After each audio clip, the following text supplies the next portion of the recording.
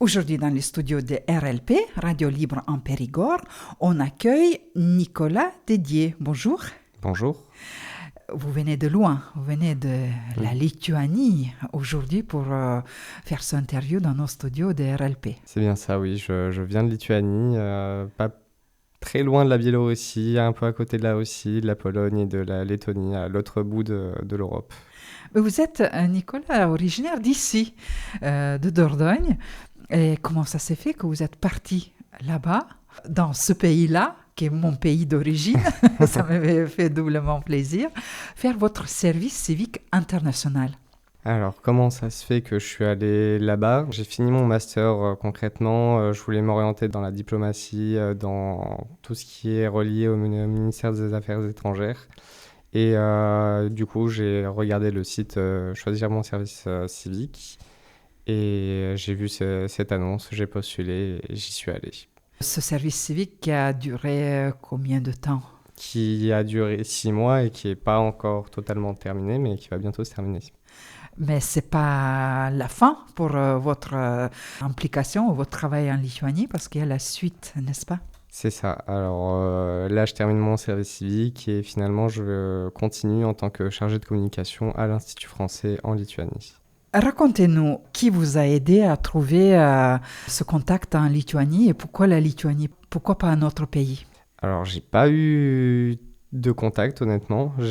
Enfin, vraiment, ça s'est fait vraiment à travers le site Choisir mon service. Ça aurait pu être en Finlande, ça aurait pu être en Suède, ça aurait pu être un peu partout en Europe, honnêtement.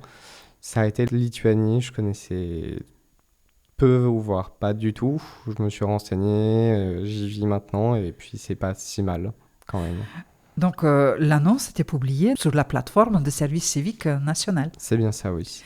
Service civique international, est-ce que c'est quelque chose de différent ou c'est... Comment ça se passe? C'est exactement le même contrat qu'un service civique actuel, enfin en France comme on connaît, sauf que ça se passe à l'étranger, ça fait un petit moment, je crois que ça a été mis en place, je ne pourrais pas dire de date, mais ça peut être en Europe, ça peut être en Asie, en Afrique, en Amérique latine. Ça peut être un peu partout dans le monde tant qu'il y a une offre qui est proposée. Et quelle expérience? Comment ça s'est passé réellement? Arriver dans un pays qu'on ne connaît pas pour faire une mission bien précise, parce que service civique, c'est pas un travail, c'est pas un stage, c'est une mission. Le fait d'aller à l'étranger, pour moi, ça ne m'a pas choqué plus que ça. Enfin, c'est pas ma première expérience à l'étranger pour un long séjour. Auparavant, j'ai déjà travaillé, j'ai été stagiaire au Japon ou même j'y ai vécu pendant 1 an quand j'étais lycéen. Donc ça m'a pas désorienté, on va dire, d'aller en Lituanie, vu que c'est quand même en Europe, ça reste assez européen. Enfin, la vie là-bas, la manière de vivre, elle est quand même assez européenne, je dirais. Et pour la mission, c'est vrai que pour la mission, c'était un peu différent parce que c'est pas un stage, c'est pas un échange scolaire. J'avais bien une mission précise. Ma mission précise, c'était de faire la promotion de la langue et de la culture française, du coup, en Lituanie. Pas seulement à Vilnius, du coup, aller dans des écoles, faire des ateliers pour faire une petite introduction à tous les élèves de CM2, enfin, tous les élèves. Une grande partie des élèves de CM2 en Lituanie, du coup. Et les Lituaniens parlent le français? Alors, les Lituaniens parlent le français, oui et non. Enfin, à l'époque, il y avait beaucoup plus de francophones que maintenant, je dirais. Au niveau des langues, là-bas, la plupart des jeunes, en tout cas, voire la quasi-totalité des jeunes parlent anglais. Et en deuxième langue, l'espagnol doit être un peu devant. Et le français aussi. Le russe a été, dans les lois, dans les règles actuellement, un peu supprimé des cours dans les écoles. Donc maintenant, c'est plus l'espagnol, le français, l'allemand qui reviennent en liste.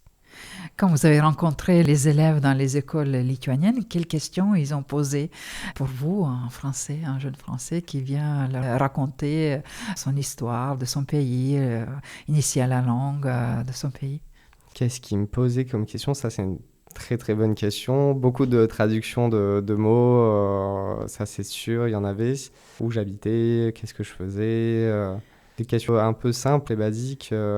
Sinon, il y avait aussi des questions un peu plus compliquées auxquelles je pouvais même pas répondre, comme quelle est la taille de la Tour Eiffel ou quand est-ce que ça a été construit. Beaucoup de questions sur la culture un peu populaire que les étrangers connaissent de la France. Je me rappelle pas d'avoir eu des questions bien précises en tout cas. Et ces rencontres se passaient dans quelle langue? Ces rencontres se passaient essentiellement en anglais. Enfin, du coup, avec des professeurs de français qui m'accompagnaient au cas où. Mais enfin, c'était des ateliers du coup de 45 minutes. Les écoles, enfin, les cours là-bas sont sur 45 minutes. C'était des ateliers du coup qui se passaient en 6 différentes phases. La première, c'était une introduction pour dire bonjour, je m'appelle tatata et toi. La deuxième, c'était un peu...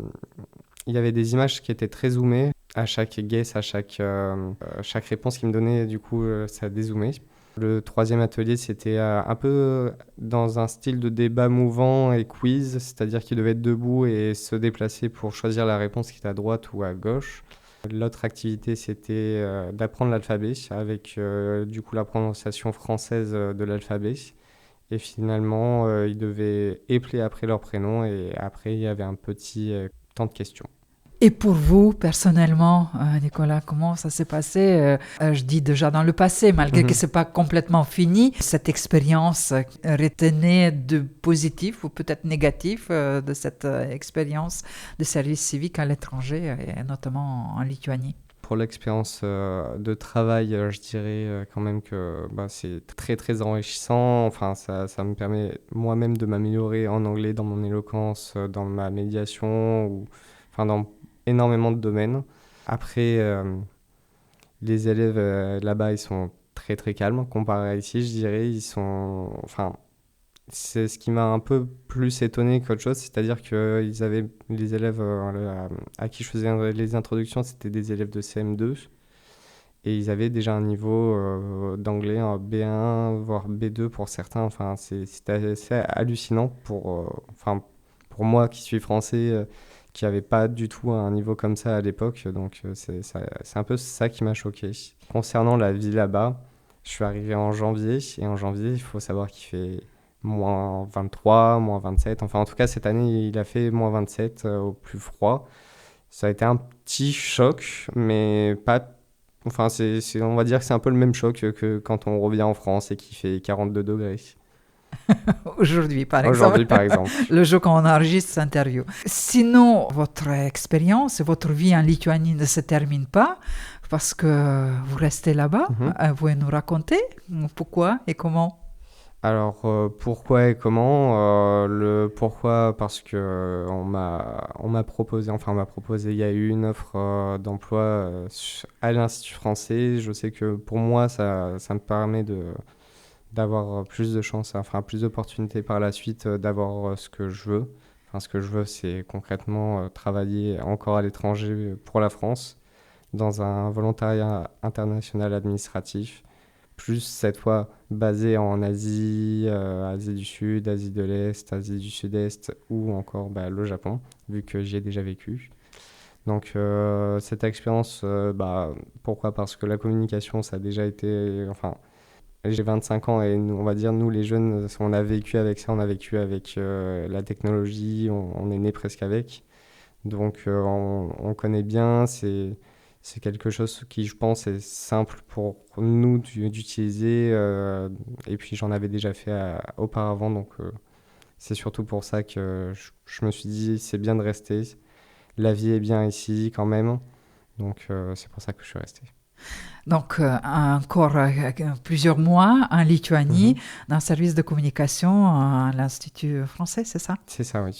Si vous propose encore plus, quelques mois en plus, vous resterez en Lituanie ou vous voulez quand même partir en Japon? Ça va dépendre des opportunités, très honnêtement. Si j'ai une opportunité avant la fin de mon contrat, je pense que je partirai avant la fin de mon contrat. Après, c'est une opportunité très dure à avoir, je dirais, c'est très compétitif. Donc, il est possible que, si on me le propose, oui, que je reste plus longtemps.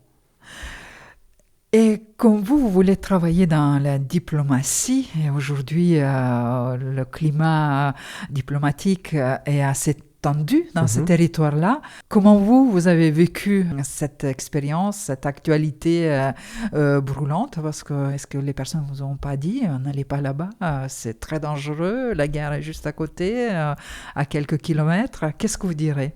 Comment vous expliquez pour vos proches et pour vos amis? Je pense qu'on me l'a déjà dit que ça pouvait paraître dangereux. Honnêtement, c'est pas quelque chose qui me fait peur. Enfin, puis même quand on est sur place, on voit que bah, la vie continue, la vie est normale, les personnes sortent. Il y a pas de menace. Honnêtement, là-bas, il y a eu certes un moment, il y a eu un drone qui était passé. Du coup, à ce moment-là, tout le monde devait, on va dire, se confiner dans les sous-sols. C'était, je sais pas si c'est ce que c'était, je pense que c'était une fausse alerte du coup.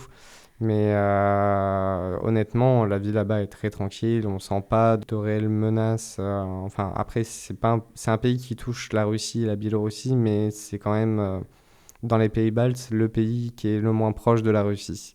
Pour vous, c'est insécurité.